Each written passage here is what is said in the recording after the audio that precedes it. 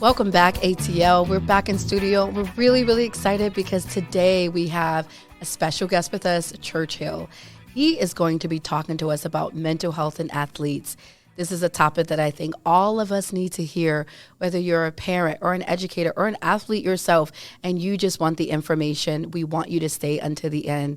Don't forget to subscribe to our podcast, ATL Rise, on all major platforms so you can be first to be notified whenever there's new content out there. So we're running this special throughout the entire weekend because, in case you didn't know, July is the month of men's mental health. And we have a young man with us today, and he's going to be talking to us about what the issues are concerning athletes and mental health. And as a young Black man, he'll be sharing his story as well. Thank you so much, Churchill, for joining us. Thank you for having me. Yes, just very flexible. Just meeting you for the first time, so it's really exciting to hear your story, to learn more about what you've been doing as an athlete on college campus. So how about you start off by talking to the audience about your background? So I am of Nigerian background. I actually attend Augusta University right now, where I've just completed my final year of COVID eligibility in the Florida track and field. Wow. And I will say it's been a long 12 years. 12 years. And when you say 12 years of education? 12 years of competing in the sport. 12 years of sports? Yeah. It's been, I've competed in the sport, honestly, as long as I can remember. I've competed in AAU, high school, middle school, college. I've pretty much done it all almost. So you're like the hardcore athlete, like mom and dad put you in sports when you were like elementary school before you even made a decision. It was like, you're going to be in a sport. I was more of one of those athletes that just grew attached to it. Wow. I couldn't really get pulled away if you wanted to. Honestly, I've had people just say, hey, there's other things to do, but I've always gravitated more towards the sport, track and field. It's been more of a calling, I'd say. That's so interesting. And I've heard stories about people who have a calling. You think about people like LeBron James and Kobe Bryant. These people almost essentially had a calling into sports because to have that skill level, of course, it takes a lot of hard work and practice. But at the same time, it also takes a special calling to that field. So not everybody got the grit to deal with it. Not a lot. Yeah, not a lot of us. You've been doing it for 12 years. What's that journey been like for you? I would say, if I could define it as one word, blessed. Wow. I'd say that. I know a lot of people would say it's been long, it's been tiresome, or it's just been a challenge. But I look back at all the coaches I've been through and all the teammates that I've had and all the experiences that I've had, nationals, being an All-American, being able to go to college with tuition paid for, being able to compete and meet professional athletes, doing all of that. Even being able to coach athletes from time to time as well, I would say that it's been a blessing. That's awesome. Did I hear you say you were an All-American, or were you mentioning that you were an All-American? What did I hear? I was All-American in high school. Okay. Yeah. And what was that experience like for you? What was that like? It was definitely my welcome to the next level moment. Wow. Because when you're in high school, especially in a small county, you're just competing against people next to you, whether it be your teammates or just the neighboring school. Mm-hmm. But when you're on a national level, you actually see what it's like on the other side. You see kids in other states that want to make it to the next level or go pro, go beyond the collegiate level. They're not even just looking about making it to college. They're looking about making it to the pros, making it to the world championships, making it to the Olympics. So when you're exposed to that, it lets you know that while track is a small world, there's a bigger society out there. Wow. What are some of the challenges that athletes go through? I will say that there are a lot, but I would say one that's really up there is meeting the approval of others, whether it be your teammates, your coaches, or even yourself. A lot of athletes, we look down on our past selves because we feel as if our present self isn't living up to their expectations. So when you set a goal, for example, if you set a goal at the beginning of the season, I'm going to do X, Y, and Z. If you only do X and Y and Z is left unchecked, then even with us, we feel as if that's a failure sometimes. And it's been a challenge trying to change that perspective of not everything's going to be a 10. Wow. not everything's going to go your way, but taking pride in the fact that you're putting the work in daily. You know, things like that. It makes the journey a lot easier, or has made it for me. Yeah. It's interesting. As you were speaking, I was just thinking of flashes, just random flashes of like when athletes would lose games and how depressed they would look, or how they would scream or just cry or punch things. Like, it was really a very emotional moment for the losing team, or for the players that lost or did not meet that goal that they set. And sometimes we overlook that and we are like, oh yeah, they're just ranting. But I think it really does something to an athlete to work that hard night and day and then still lose. And I guess what happens after that? Yeah. That's the behind the scenes we don't know. With that, there's two sides of it. And the first side is one that we always see, of course, at first. It's the wallowing. Because as athletes, we're expected to live up to others people's expectations before we live up to our own. Wow. So, you know, when you see certain athletes in the public media not doing the certain performance that others would have wanted them to do, keep in mind that that's not what they set out, you know, to do for themselves at the beginning of the day. Right. They might have a certain goal that just did not align at all with what you had set out for them. But because your expectations in your mind has proven to them that they're not accomplishing what they want. That's the mindset that they have at first, which is one thing that goes through all of our minds is like, okay, well, you know, I didn't make the finals in the state track and field championships, you know, so this is the end for my career. Like, college athletes, they're going to look down on me. College coaches are not even going to want to recruit me. But then there's another side of that as well. What do I do next? Pretty much looking towards, it's not the end if you're searching for the next step in it. It's not the end if you're taking pride in the fact that you made it there. Yes. Because when you do a lot of self-reflection, it brings in another part of yourself that says, okay, I've done this. X, Y, Z events have happened already. How do we get back to A? How do we start the process all over and actually grow from it?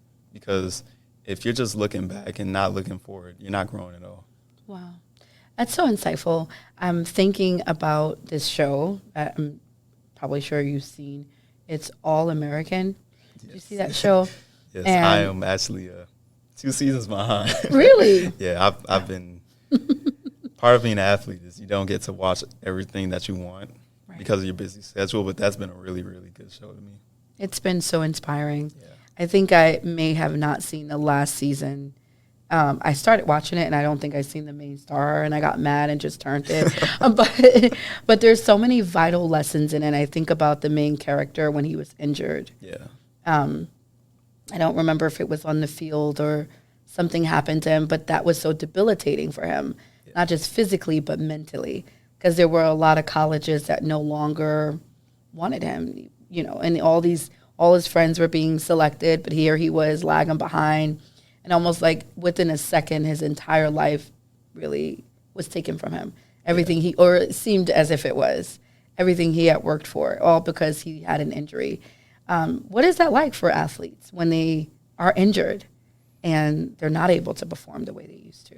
So for a lot of athletes, we feel as if when we get injured, there's a certain type of post-injury depression that comes with it.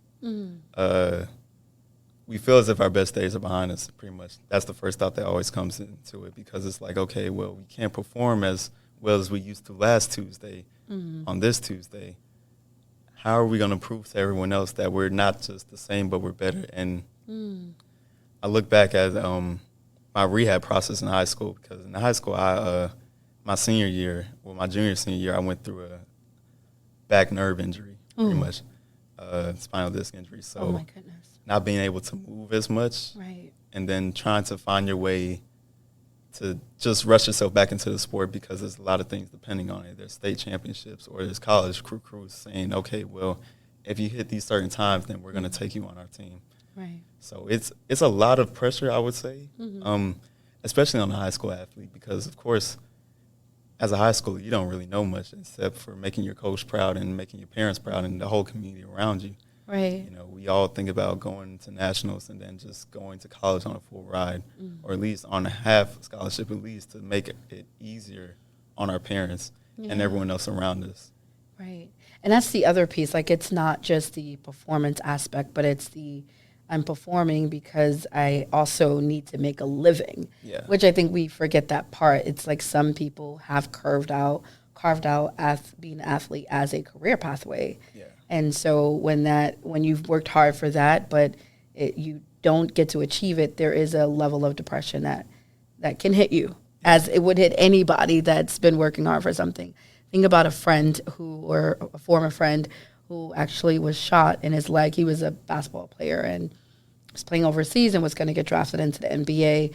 Came home one day, was chilling with some friends, and was intentionally shot in the leg, and everything was just, in that, just in that moment taken, of course, never made it to NBA. So, those are real stories that happen, unfortunately, and it is associated with depression. So I think just raising awareness and just naming it is so powerful and important. Yeah, I feel as if claiming that we are human as much as we're athletes. Right. I mean, we've seen a lot of it in the past couple of months and even some of the past couple of years with athletes like LeBron James saying we're more than athletes, which is true, we are, because we go through the same things that other people go through on a daily, if not more, because we're expected to perform above all of those expectations. Wow. If a regular person gets into a car accident or just has some type of canon event of life just hitting them, they're expected to perform not as much as they would, the day before. But if an athlete does that, they're expected to just move on as if nothing happened. Right. Because they're in their mindset, you don't let what happens off the field or off the track or off the court affect you on the court. But the truth is, it does. But we shove that, we shove that to the side. Like, we put that aside for those 2 or 3 hours or even more out of the day where we have to perform at our best. Right. Or if we don't, then we're just a failure.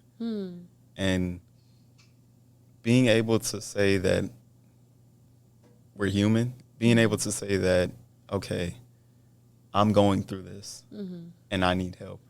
I think that's one of the most powerful virtues that you can have as an athlete, because a lot of people don't actually look out for help. A lot of people don't say, okay, well, I'm going through this right now. I would like time to process this. I would like time to seek out help, because we feel as if we do, especially as black men, black male athletes, we don't really get that luxury. Yeah. It's almost like you don't get the luxury of being human, period, as black men. Like, add the athlete part to it. It's like you're superhuman and you better just shut it up and deal with it, right? Like, you don't get to experience the regular emotions that other people do. And I'm sure in comparison to white male athletes, they are probably not being as scrutinized as you guys are. Yeah, it can be challenging sometimes, because as a man, there are certain levels of expectations that are out for you. You're not supposed to react in this way, or you're not supposed to express how you're feeling in this way. Elsewhere, if you do, then you're just viewed as less than anyone else. Like, you're viewed as, okay, well, this person obviously isn't cut out for this. Wow. That's the first thing that goes into a lot of people's mind is, okay, well, you're either 100% in or you're 100% out.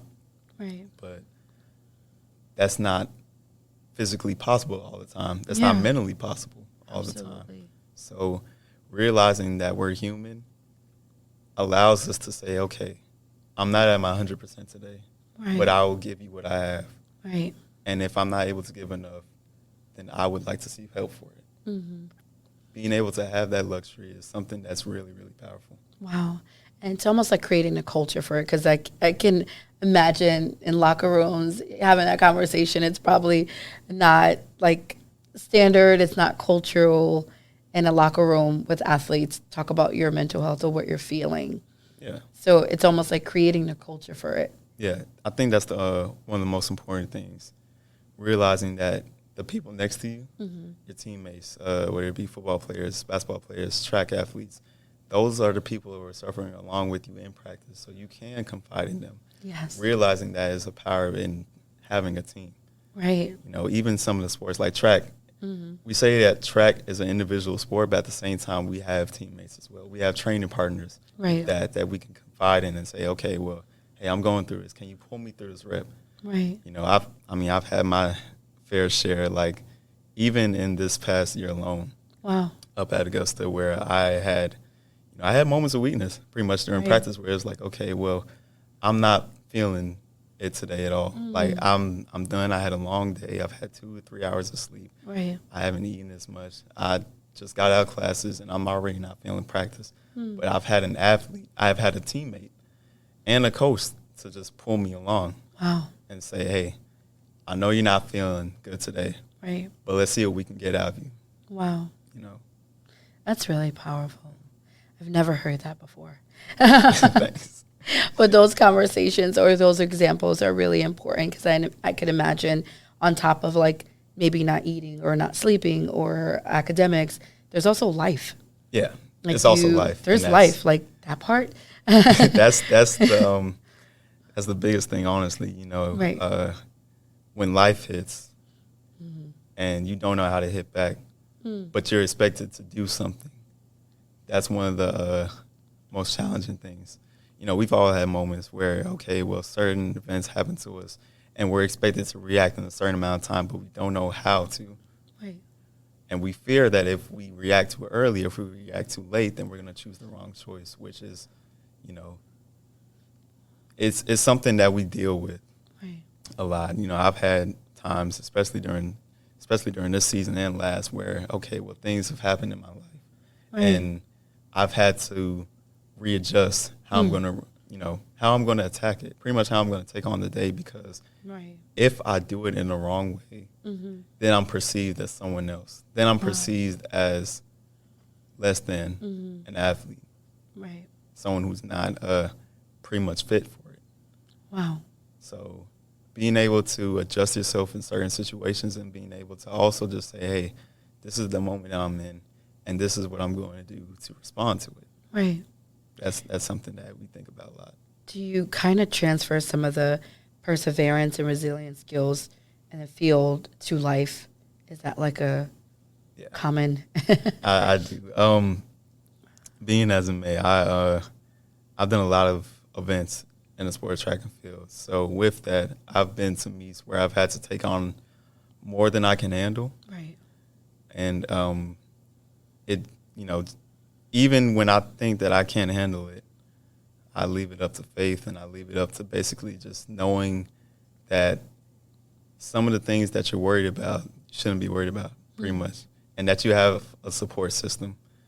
In athletics, my support system was big, especially during my injury in high school and during my patellar tendonitis injury as well during one of my seasons in college. I've had to lay back on support systems. One of my lowest moments, I'd say, was probably my knee injury my sophomore and junior year because of COVID happened my sophomore year. So oh my goodness, adding that to it. Yeah. So my season ended early. Wow. And then I was already injured. You know, my freshman year, I set high expectations for myself, pretty much. My sophomore year, I did the same, at least leading up to the injury, being with making it to being a conference champion. Wow, congratulations. From being a conference champion to helping to set a school record my sophomore year. Wow. Right before injury. My outdoor season, we had one meet, I got injured, and then that was during COVID. Right. We all thought that we had another chance, pretty much. But, we get the email a week later saying, okay, well, this meet's been canceled. The next meet's been canceled. And then the season is over. We will let you guys know when you could come back. So, what does an athlete do with that? What do you do with that life? Like, you're just, because everything about what you do, your practice and everything is geared towards people, performing for people, and having that crowd and that audience essentially. But what happens when that's all taken away with the drop of a hat? What do you do with that? You figure out who you are outside of it. You with me, that turned out to be my creative side. I turned to photography and videography. So, and I actually work at Be Fearless Studios. Amazing. And I've been surrounded by like a lot of creative people. I also freelance with my own company as well, Southside Shutters. But like, nice. with that gift, pretty much, I would say that COVID was a blessing in disguise because I got to figure out who I was outside of sports. Wow. You know, and I'm thankful that I did it before my injury as well, because when you're done, a lot of people have the thought that you can't take it with you. Wow. A lot of people, you know, you can't take the teammates, you can't take the experiences, you can't take a lot of it with you. Right.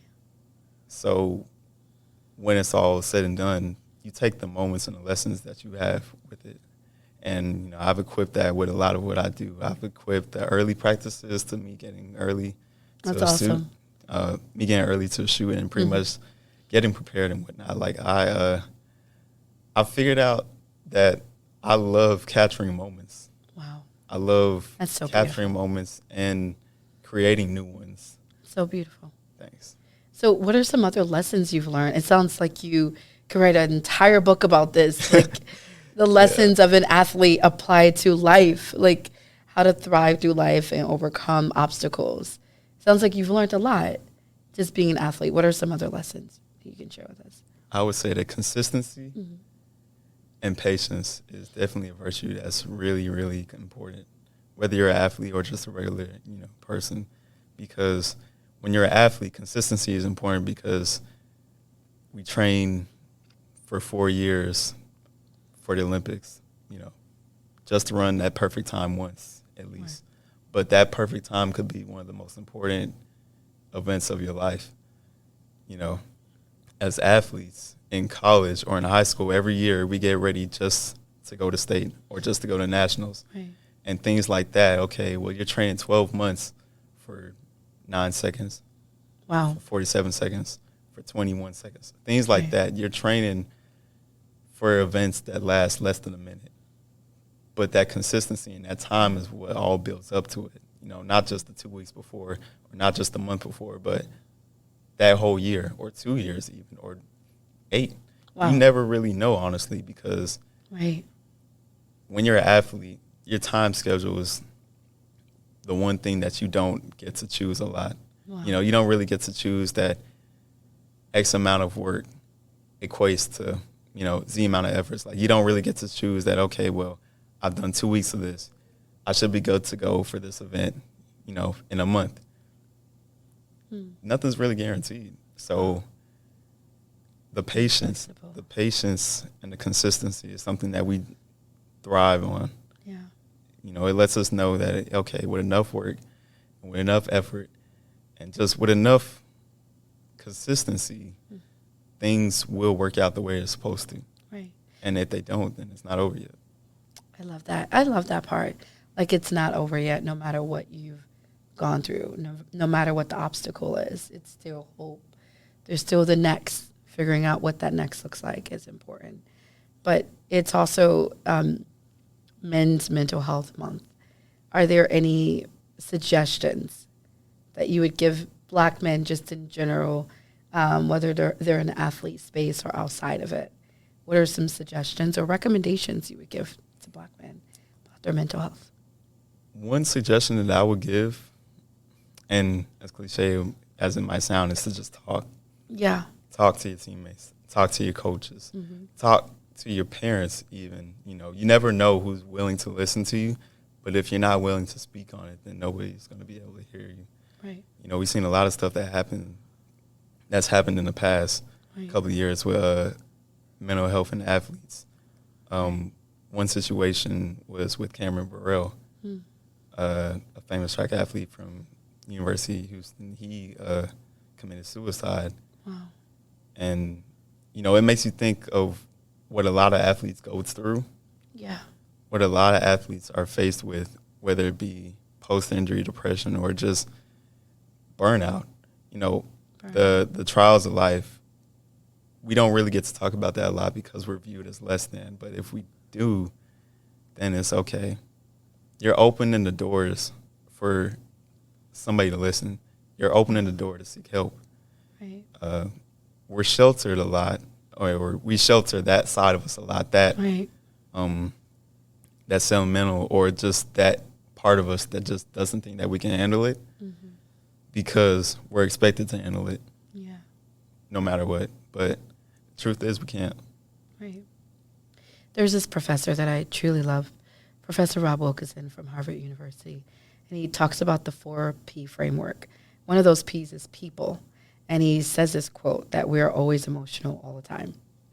And I truly believe that. Yeah. No matter what we do, decisions that we make, it's always based on emotion. Whether it's I'm going to go hard or go home, it's based on emotion. Like, it's emotions. We're human, and we cannot separate emotions from our humanity. It is what characterizes us as human. And so I think that's what all of this talk has been about, humanizing athletes. And you said it so perfectly a few moments ago. Athletes are human, too. Yeah. I feel it as if that's one thing that just, we're making a breakthrough in that. Yeah. In the past couple of years, we're making a breakthrough. You have a whole lot of athletes, especially track athletes, coming out and say, hey, this is what I'm going through on a daily. Mm-hmm. This is the part of me that you guys don't see. Right. But I'm willing to show that to you so you can understand, even if just a little bit, that I have a life as well. Right. I am human as well. Right. I go through the same troubles as you do. That's right. I put on, my pants one leg at a time. I go to the same place of business as you from time to time. Right.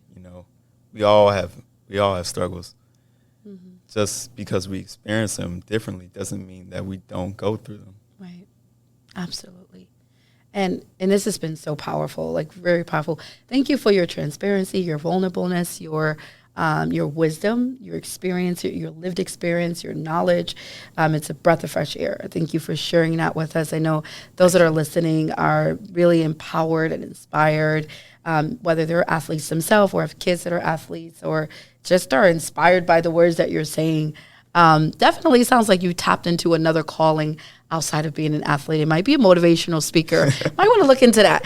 I've been sold that. Yeah, I can see that. So in closing, as we're wrapping up, if there's any words of wisdom that you want to give to those that are listening, namely Black men or men that are just like, okay, like I hear you, but I don't know about all that talking stuff. I would say that show kindness. Yeah. Show kindness. If you don't feel like talking, show kindness. You never know who needs it. Right. Show kindness. You never know who needs it because somebody can go through the same thing that you're going through but is afraid to speak up just like you. Right. And that could open the doorway up to a conversation easily. Whether it be someone just helping a person who's just down on their luck with paying for a cup of coffee or just helping someone pick up their books that just fell. Showing kindness is probably one of the biggest things that you can do. And it's one of the easiest, it's one of the least expensive things you can do. It's I would free. say that. It is free. It is free 99 to show kindness. It's so true. And we don't have time, but kindness can save a life. You talked about the athlete who unfortunately took his own life. And it's very unfortunate. So many people are dealing with suicide ideation. Suicide doesn't have a face. No. Someone could be walking right by you and you'd have no idea. So they might be smiling and that person may be dealing with suicide ideation, which is why kindness is so important and also normalizing these kind of conversations. So, we're going to end there, but this is to be continued. All right. So we're going to talk about this more because it's so much to dissect when you're talking about mental health and you're talking about men. Just that in itself, it's a whole mountain. So we appreciate you so much, Churchill, for being on with us. Southside Shutter Show, reach out to him. If you just kind of just want words of encouragement, hit him up.